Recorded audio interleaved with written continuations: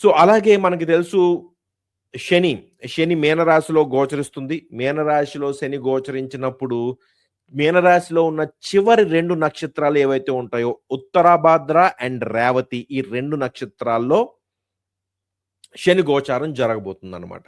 So, ఉత్తరాభాద్రపద అన్నది శనికి తన సొంత నక్షత్రం కాబట్టి, ఉత్తరాభాద్రపదలో శని కంఫర్టబుల్‌గా ఉంటాడు. నెక్స్ట్ ఆ తర్వాత వచ్చేది రేవతి నక్షత్రం. ఎవరన్నా డీటెయిల్స్ ఉంటే పెట్టండి. మేము పే చేయకపోయినా పర్వాలేదు. డీటెయిల్స్ ఉంటే పెట్టండి. సరదాగా చూద్దాం.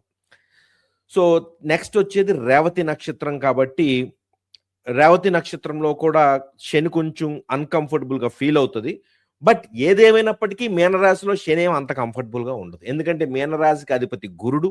గురుడికి, శనికి సఖ్యత అంత గొప్పగా ఉండదు కాబట్టి మీనరాశిలో శని ఎప్పుడు కూడా కొంత అన్‌కంఫర్టబుల్‌గానే ఫీల్ అవుతదనమాట. ఎందుకు అన్‌కంఫర్టబుల్‌గా ఫీల్ అవుతది అంటే, శని తత్వం ఏంటండి?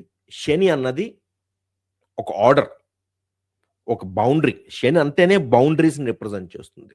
ఒక ఆర్డర్, ఒక బౌండరీస్‌ని రిప్రజెంట్ చేస్తుంది. ఒక క్రమబద్ధీకరణ అంటారు కదా! క్రమబద్ధీకరణ, ఒక రిస్ట్రిక్షన్స్, ఒక ఆర్డరు. సో, మీనరాశిలో అయ్యేం ఉండవు. మీనరాశిలో అంతా డిజాల్వ్ అయిపోతుందనమాట. మీనరాశిలో భౌతికతే ఉండదు. భౌతికతే లేనప్పుడు ఇక బౌండరీస్ ఎక్కడుంటాయి? బౌండరీస్ ఎక్కడుంటాయి? భౌతికతకే బౌండరీస్ ఉంటాయి. భౌతికత అన్నది మీనరాశిలో ఉండదు. ఎప్పుడైతే మీనరాశిలో భౌతికత అన్నది ఉండదో, అక్కడ శని ఏమి చేయలేడనమాట. శని చాలా హెల్ప్‌లెస్‌గా ఫీల్ అవుతాడు. సో, మీనరాశిలో శని యొక్క గోచారం శనికి కొంచెం ఇబ్బందిగానే ఉంటది. ఇకపోతే